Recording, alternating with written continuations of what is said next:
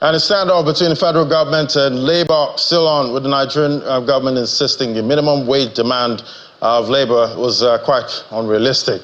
And the government's offering a 100% increase on the existing minimum wage, and they're saying that should be accepted at this time.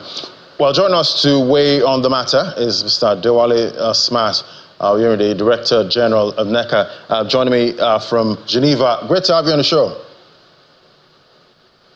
Good morning, and thank you for having us. Good morning. And it seems the Tripartite Committee is not making headway, at this time. No consensus yet on the national minimum wage, and now industrial action is upon us. How are you seeing all of this? Well, it's quite unfortunate that we get to this and find ourselves in this situation once again. In the last 1 year, probably we've had over 3 or 4 different calls for strikes and industrial actions, which to us has become very worrisome. But in this instance of the work of the Tripartite Committee on the National Minimum Wage, I think it's very important that we understand the context of these old issues, because there seems to be a lot of misinformation that is peddled out there. So while we are not, it's very important to say this also, we are not an affiliate of the organized labor. We are not also a government parastatal. We are a body of respected, legally formed and responsible businesses in Nigeria. So having said that, the Tripartite Committee, as the name connotes, comprises 3 distinct organizations or bodies. One representing the workers, which is NLTUC, NECA, and the organized private sector comprising Manufacturers Association of Nigeria, National Association of Chambers of Commerce, Industrymen and Agriculture, NASIMA, National Association of Small and Medium-Scale Enterprises, NASME, and NASI, National Association of Small-Scale Industries, comprising the private sector, and then government. It is a tripartite structure that is supposed to meet consultatively and then make recommendation of a new minimum wage to the president, who has the constitutional right, the role to either approve that figure or disapprove that figure, and then pass his approval within the context of a bill to the National Assembly to take the legislative action that is necessary before it comes into law. Now, what we are meant to recommend is a national minimum wage. It's very important to address that. The minimum wage below which no organization, either in the private or public sector, should pay. The wage ordinarily for the most vulnerable worker. It is not, the process is not to set a general wage increase. It is not. There has been conversations about living wage or there's no living wage. This particular committee that we have, it's set up to come up with recommendations for a new minimum wage. And what has transpired in the committee has been conversations, some call it negotiations, consultation, as is necessary. So it is not impossible that the 3 parties will not agree. It is not impossible that our interests will differ. But the most important thing is we have to find a balance between the key components, the key critical ingredients, before we arrive or make recommendation. And this is the macroeconomic dynamics that we currently face. Looking at also the needs of workers and their families, looking at inflation rates, exchange rates, interest rates, looking at the sustainability and ability of businesses to pay.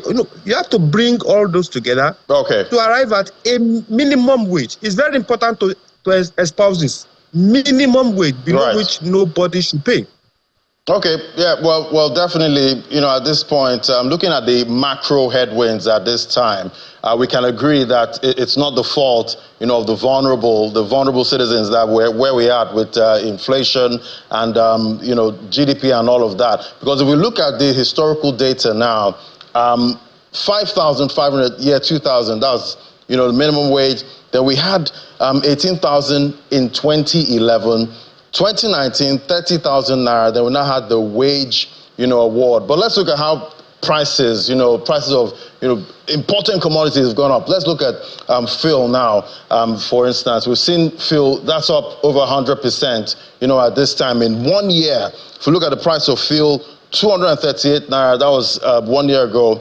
701 naira, depending on where you're buying it from, 194% rise. That's for petrol. We're seeing food inflation at 40.54%.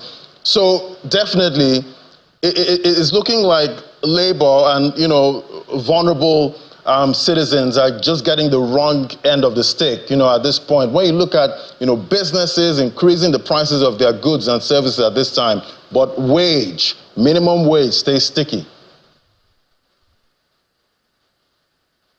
Thank you for your analysis, which is quite interesting. Now, what you didn't have, basically, is the interest rate. How does interest rates affect an average business? How does the forex rate, the exchange rate, how does it affect an average business?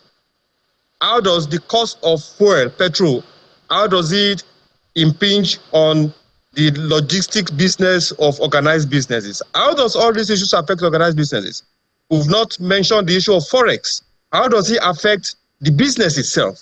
Because one thing we cannot run away from is that as the macroeconomic conditions is affecting workers, is twice affecting the organized businesses. And without the business survivor, there cannot be jobs. So you have to find a balance in all the macroeconomic issues. The organized businesses doesn't create the macroeconomic issues. The workers doesn't create the macroeconomic issues. But we are forced, we are circumstantially, we are meant to operate within the context of the macroeconomic issues. So if you increase wage, and that's why I talk about balance, if you increase the minimum wage, we are talking of the minimum wage now, the minimum below which nobody should pay. There are businesses that are paying more than the 30,000 that you mentioned.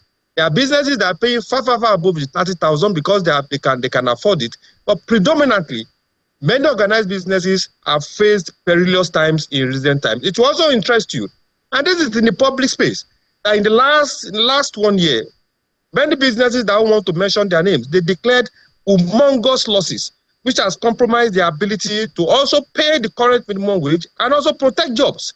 So our view is this, and it is a very strong view that we hold, that in the current circumstances where the variables are not favorable to all of us, what should be our key objective? And for us, one of the key objectives is that you must protect jobs. Because if organized businesses continue to suffer the current situation, look, there's no way we can protect jobs. That is the basic reality of it.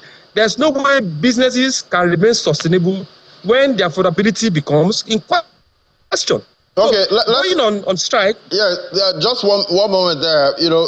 Talking about what will happen to private sector at this time. Just paint a picture, for me of what will happen if we get this 494K minimum wage. If that gets approved, what will happen to the private sector?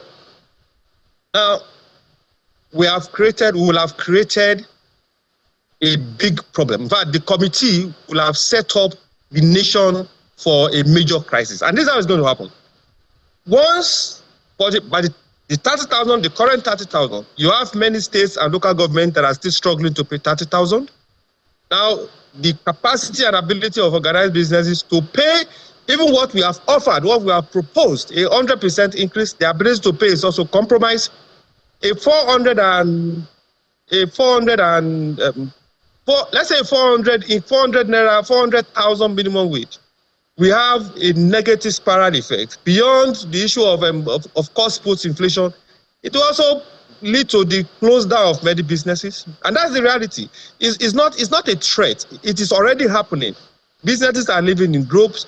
Nigerians, your brothers, my brothers, they are losing their jobs in groups. Those are not things that will happen. They are things that are currently happening. So the consequences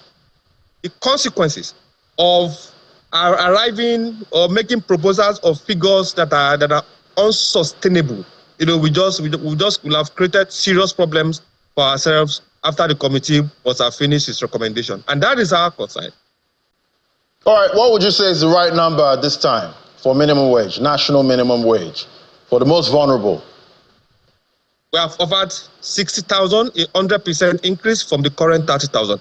And we believe strongly, because in the private sector, there is the instrument of collective bargaining that goes on at the sectoral levels, where some industries, some sectors, collective bargaining is held every year, where wages are increased, terms and conditions of welfare, they are increased on a yearly basis. In some industries, they meet to collectively bargain every 2 years, where wages are increased, cost of living are adjusted. In some industries, 3 years.